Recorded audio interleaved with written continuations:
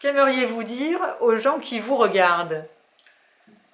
Je veux dire une chose, que les gens qui vivent au quotidien l'incertitude de pouvoir tout simplement payer leurs salariés, se payer, vivent et ressentent. Et font au quotidien, c'est ne pas baisser la tête. Il n'y a rien, il n'y a aucune fatalité. Il ne faut pas baisser la tête, il ne faut pas être résigné. Ne croyez pas que tout est inutile. Investissez-vous. Prenez en charge la représentativité.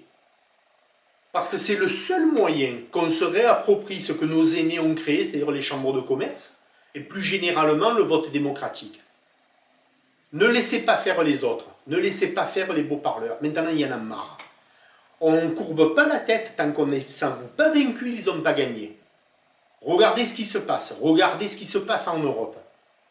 L'espoir est aussi capable de naître et de renaître dans notre pays.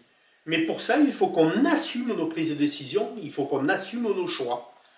J'ai tendance à dire on devient des générations... vous savez, nos aînés, eux, étaient courageux parce qu'eux, réellement, ont subi un état de guerre.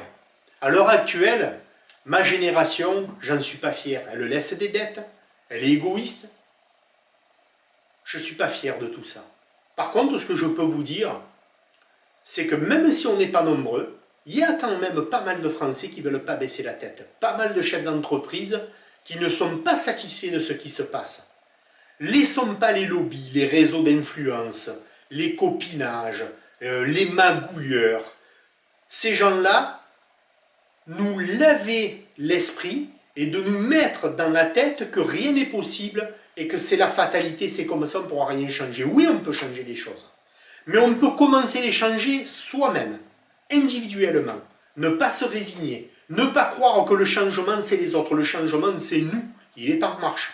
Participons-y. Investissons-nous. Donc, moi, ce que je vous propose, là, c'est pas de me suivre. Hein. C'est de suivre une tendance beaucoup plus générale dans la société. De gens qui veulent se réapproprier le pouvoir, mais pas pour l'exercer au détriment d'autrui, mais pour servir un collectif où tout le monde serait gagnant-gagnant, parce que dans la concertation et dans la construction d'un projet de vie nouveau, sans être révolutionnaire, sans être extrémiste, mais dans vraiment quelque chose d'innovant et d'arrêter de dire on prend un tel parce qu'il est représentatif, on est représentatif de rien. On est représentatif tout simplement du projet que l'on porte et de l'espoir que l'on croit promouvoir pour les nouveaux, pour les futures générations. C'est le seul objectif.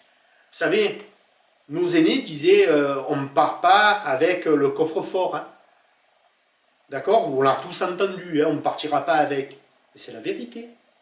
La valeur d'une personne, ce n'est pas son compte en banque. La valeur d'une personne, c'est outre ce qu'elle véhicule elle-même, c'est la force des projets qui, quand elle ne sera plus là, seront repris et portés jusqu'à aboutissement par les autres. C'est les projets de vie, des projets de société. Donc au-delà de tous nos intérêts perso, pensons à l'avenir de ceux qui vont nous suivre. Ça reste fondamental.